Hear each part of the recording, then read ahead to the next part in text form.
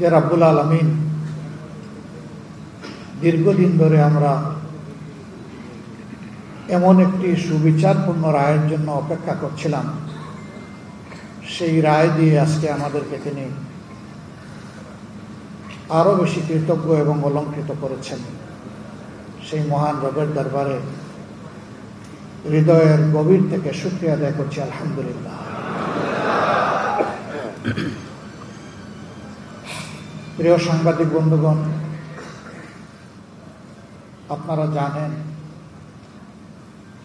বাংলাদেশ জামায়াত ইসলামী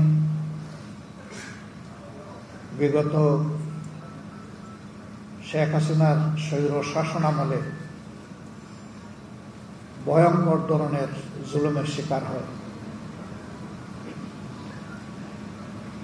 জুলুম করে আমাদের বুক থেকে এক এক করে 11 জন শীর্ষ দায়িত্বশীল নেতাকে মিথ্যা মামলায়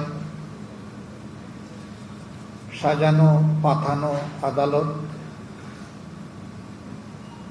এবং মিথ্যা সাক্ষীর মাধ্যমে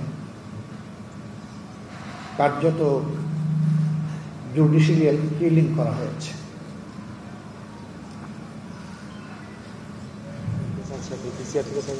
যে জায়গায় বসে আজকে আমি কথা বলছি, দীর্ঘদিন আপনারা এমন একটি অবস্থানে যাদেরকে বসতে দেখেছেন, যাদের মুখের কথা শুনেছেন, কার্যত তাদের একজন ছাড়া দুনিয়া থেকে সবাইকে নির্মমভাবে বিদায় করে দেওয়া হয়েছে। আমি সেই সমস্ত পরম শ্রদ্ধেয় নেতৃবৃন্দ এবং তাদের যে সমস্ত সহকর্মীদেরকে অন্যায়ের প্রতিবাদ করায় নির্মমভাবে খুন করা হয়েছে, মহান রবের দরবারে কাতর কণ্ঠে তাদের জন্য আমি শাহাদাতের সর্বোচ্চ দরজা আমি কামনা করছি। ওয়ালটন আবারও মিলিনিয়ার অফারে ওয়ালটন ফ্রিজ কিনে আপনিও হয়ে যেতে পারেন মিলিয়নিয়ার। মিলিনিয়ার ছড়াছড়ি দেশ জুড়ে, এটা শুধু ওয়ালটনই পারে। তার পাশাপাশি স্বৈর শাসন আমলে বিভিন্ন রাজনৈতিক ধর্মীয় সংগঠনের, সামাজিক সংগঠনের, মিডিয়ার কর্মীবৃন্দ এবং সাধারণ প্রতিবাদী জনগণ যাদেরকে নির্মমভাবে খুন করা হয়েছে, বিশেষ করে 24-এর গণবিপ্লবের সময় যাদেরকে হত্যা করা হয়েছে, আল্লাহ তাআলার দরবারে দোয়া করে আল্লাহ তাদেরকে শহীদ হিসাবে কবুল করুন।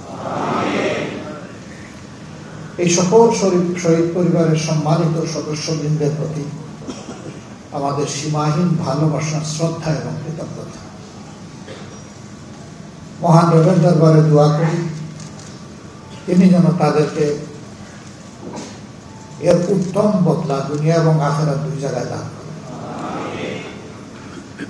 এবং শহীদদের সাথে আল্লাহ তাআলা তাদেরকেও যেন পরম মায়ার ঠিকানা জান্নাতের জন্য কবুল করেন। আমরা যারা তাদের দায়িত্ব কাঁধে নিয়ে আমাদের যোগ্যতার সীমাহীন ঘাটতি থাকা সত্ত্বেও এগিয়ে চলার চেষ্টা করছি, আল্লাহ তাআলা তার কুদরতি হাত দিয়ে এই জাতি এবং দ্বীনের খেদমতের জন্য আমাদেরকে কবুল করুন। আপনারা জেনেছেন ইতিমধ্যেই আজকে বাংলাদেশের সর্বোচ্চ আদালতের সুপ্রিম কোর্টের পূর্ণাঙ্গ বেঞ্চ আমাদের রিভিউ আবেদন শুনানির পর তার রায় আজকে ঘোষণা করেছেন। এই রায়ে আমাদের সম্মানিত মজলুম নেতা এবং ভাই জনাব আজহারুল ইসলামের বিরুদ্ধে আনীত সকল অভিযোগ থেকে তাকে খালাস দেওয়া হয়েছে। আলহামদুলিল্লাহ রাব্বিল আলামিন।